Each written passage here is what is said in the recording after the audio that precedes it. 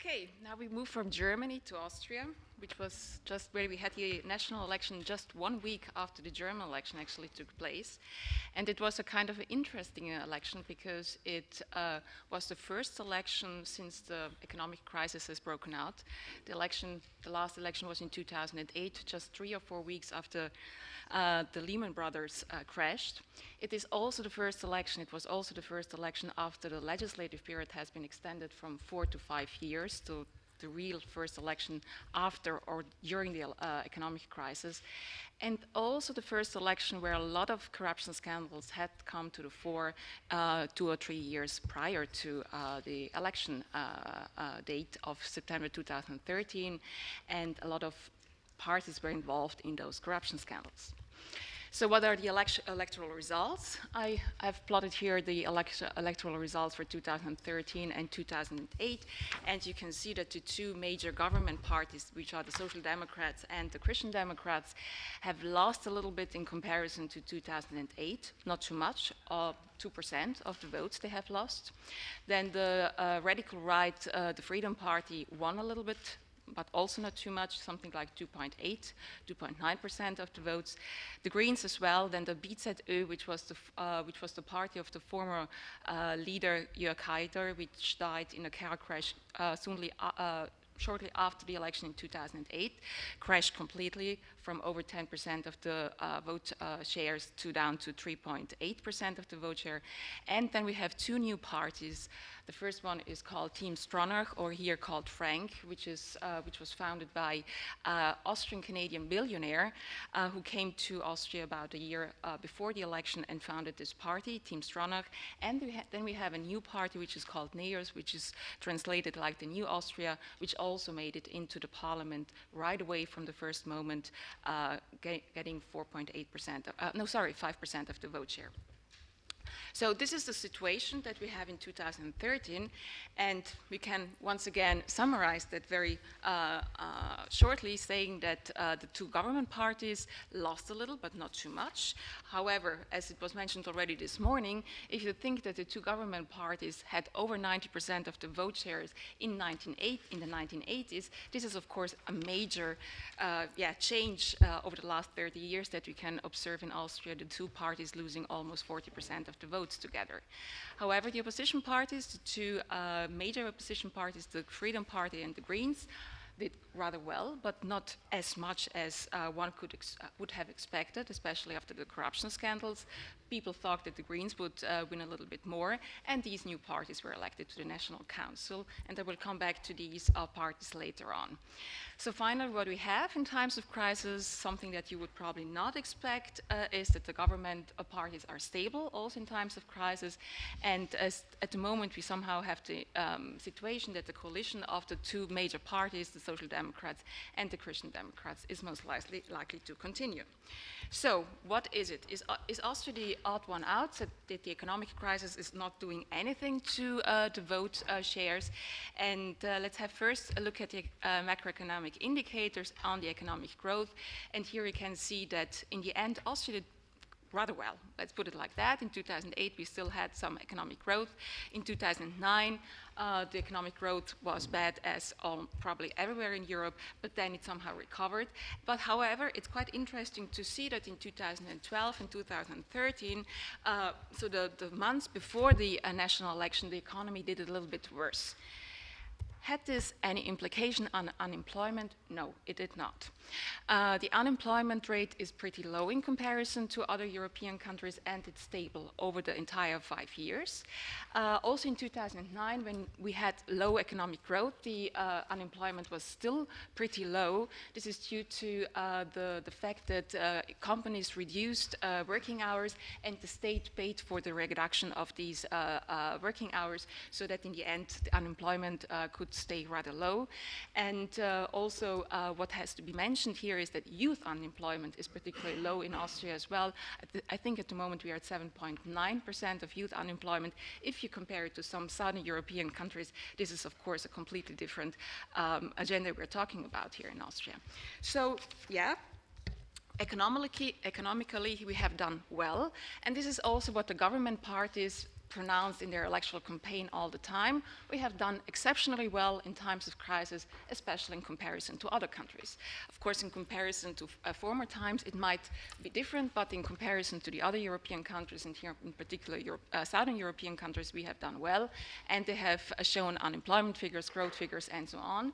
And therefore, based on this exceptionally well-doing in economic terms, the pledges also were quite, going in this direction, that taxes will be reduced, the public debt should be decreased as well, families should be supported. So it seemed that there is a lot of money out there and no crisis is really hitting Austria. So is this really also what the voters do think?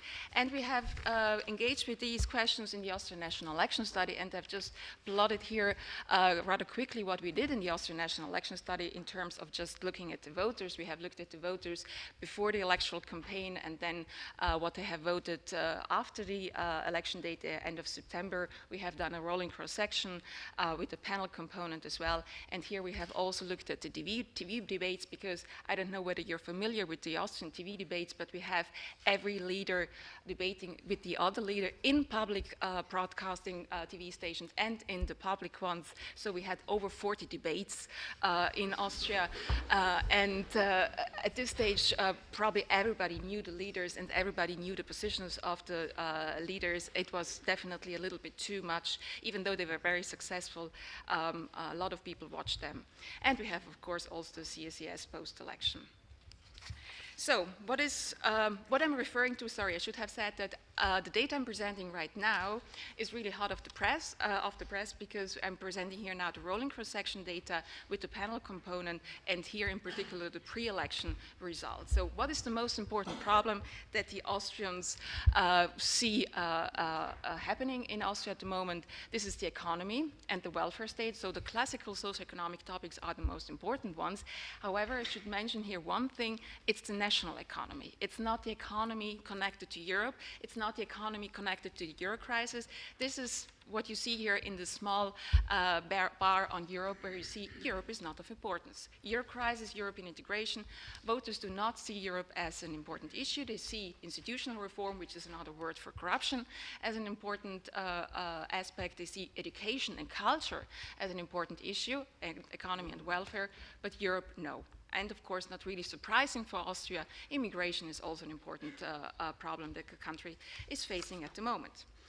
So how do Austrians see the development of these two major topics that are normally driving the vote choice in Austria, the economy and the immigration? And you can see here that the Austrians are rather, how should I say, they are neutral. They say that the economy has stayed the same as the immigration topic has stayed the same.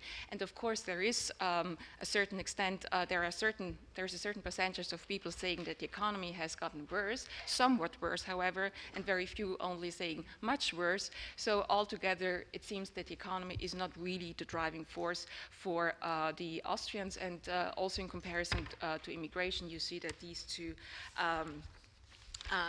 two issues are almost the same. So even though we see that voters are a little bit more skeptical about the economic development over time, more skeptical than the parties probably try to persuade them, it's still not as bad as you probably would see it in other European countries. Let me come back to the topics of economy and welfare state, and which party is best able to handle these topics of crisis. Here you see clearly that the two government parties are the ones that the voters see as the best ones to handle these topics of crisis, which is probably also a little bit different to the Southern European countries at the moment, with what Wolfgang Müller said already before. The Social Democrats, of course, the party best able to handle welfare state issues, and Christian Democrats best able to handle economic issues. So not really surprising. However, we also ask which party has the best proposal in the electoral campaign for handling a whole battery of issues, and of course the economic and financial crisis was one of the issues. And here we see that the government parties are definitely seen as the parties with the best proposal for the future to handle these important topics like economic crisis, unemployment, welfare issues, and so on. So the government and the socioeconomic issues are very closely connected. And again, as we also talk about populist parties here, immigration is again connected very closely to the FPÖ, the Radical Right Freedom Party. What can be said from this is that the government parties seem not to be taken as the responsible actors by the voters on the economy, probably also because the economy is doing well, or actually that most people have the impression that the economy is fine, at least at the moment. This is the first model, logistic regression model, where the reference category is economy got worse or immigration got worse. And here you see also in figures what we have shown you just in tables, that the economy is not of importance in people's vote choice. For all parties, be it the Social Democrats, be it the Christian Democrats, be it the Freedom Party, be it the Greens, we don't find at this stage, of course, we only have round first analysis. This might change once we go a little bit deeper into this kind of analysis.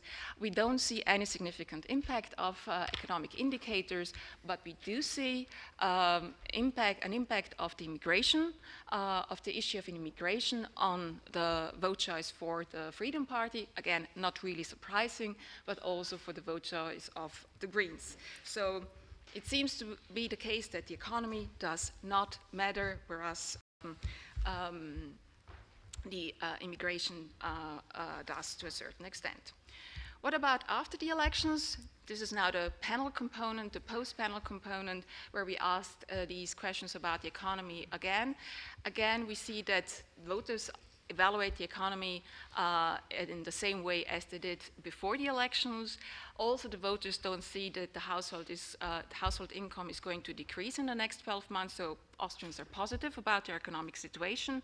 And, however, that most Austrians are to a certain extent also realistic, saying that this is not going to improve in the next 10 years. It stays the same, but it doesn't improve. So the conclusion is that the economic and financial crisis was not of a particular importance in the Austrian election of 2013. The two government parties are the clear owner of the socioeconomic issues, and the voters consider the two government parties, SPÖ and ÖVP, as the most competent parties for handling economic issues.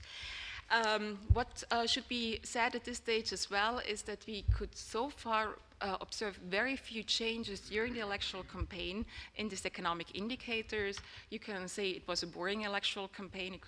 You could say that the economy is doing so well that why should people change their views on economic indicators? But what we could observe definitely is that there is not really any change during the electoral campaign concerning these socioeconomic indicators.